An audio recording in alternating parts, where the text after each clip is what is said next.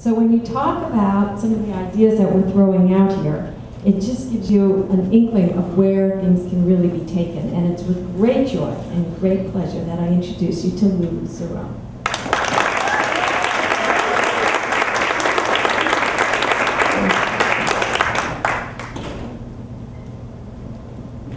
Hi. So we're gonna watch a video first. It shows the water walk that I did last year. This is the second water walk, and a little bit of what it's done in Rwanda.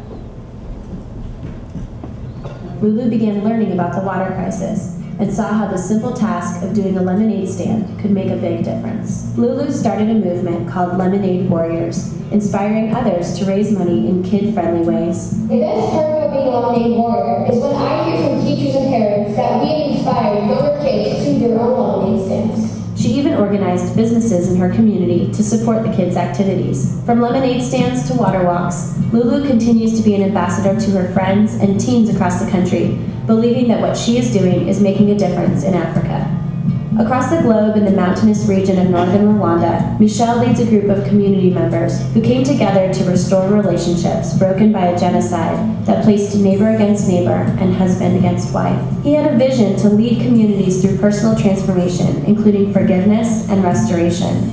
The water crisis was a shared problem and had the opportunity to be a shared solution. As a result, Michel led communities to come together to build rain tanks for each other, an act of healing and unity. While Lulu and Michel have never met, their stories are intertwined, for the dollars from Lulu's lemonade stand are supporting Michel's community rain tanks, and Michel's story of leadership has inspired Lulu to bring her own community together.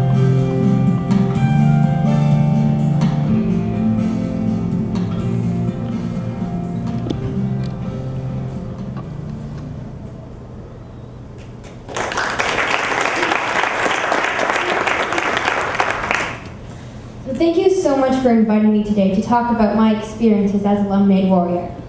This has been a great reflection exercise that helped me to understand how so much has happened in just 2 years. I was asked to share the steps I took to determine the need, and I can only say that steps weren't really necessary. The need is all around. You can't get away from it. Technology provides us with access to local and global needs.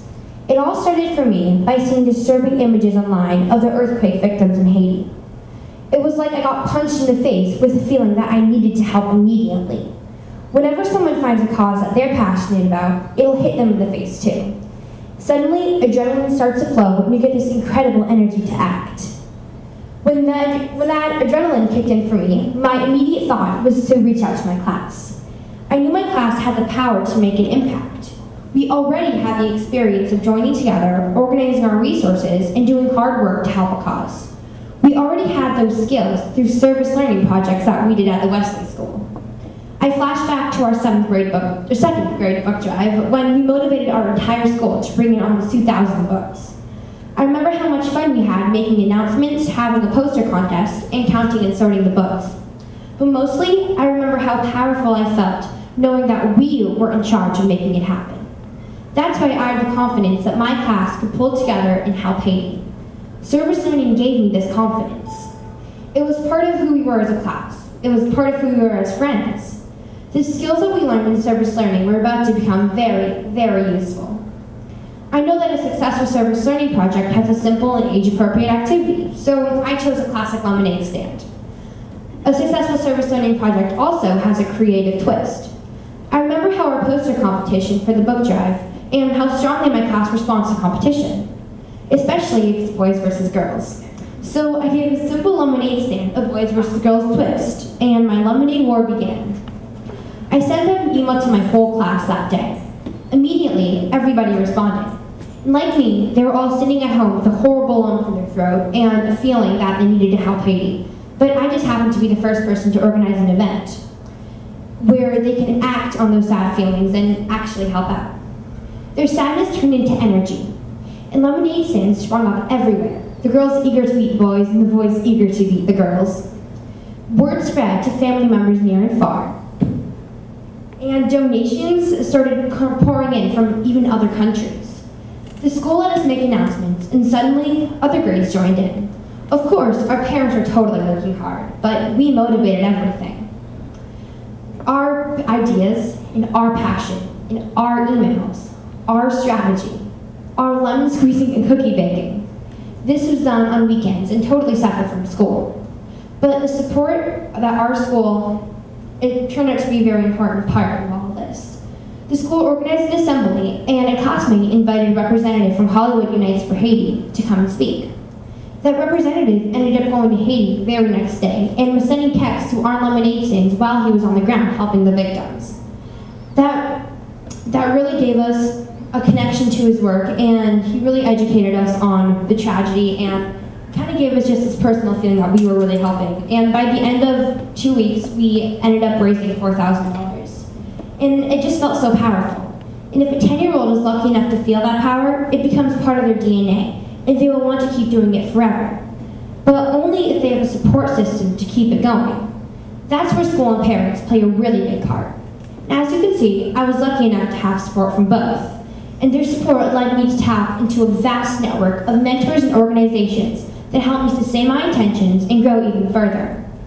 Here's how my support system grew and helped me sustain my passion. It's a perfect example of a ripple effect that began with a simple lemonade stand. My 5th grade teacher sent a letter to Time for Kids magazine, and they printed out an article about our lemonade war. And then after that, Discovery Girl magazine wrote an article about it. Denise Ristori, a social media expert for tweens, spotted that article. She encouraged me to be a guest blogger on various sites and start my own organization. And she also encouraged me to start my own blog called lemonadewarriors.com. As my work expanded, various organizations contacted me to speak and inspire other kids. I was flown to New York for a teen summit and to Nashville to talk about my work building wells. In the year, back in August, I was invited to speak at the United Nations for the International Year of Youth ceremony. My little lemonade stand landed on the cover of USA Today and in LA Magazine, where I was chosen as one of 5 women making a difference in Los Angeles. And recently, the We Are Family Foundation approached me, and last month, they flew me to New York to attend a 1-week peace summit, along with 29 other global team leaders from 14 different countries around the world. We received training from journalists, social media experts, entrepreneurs, and artists to teach us how to expand our boundaries.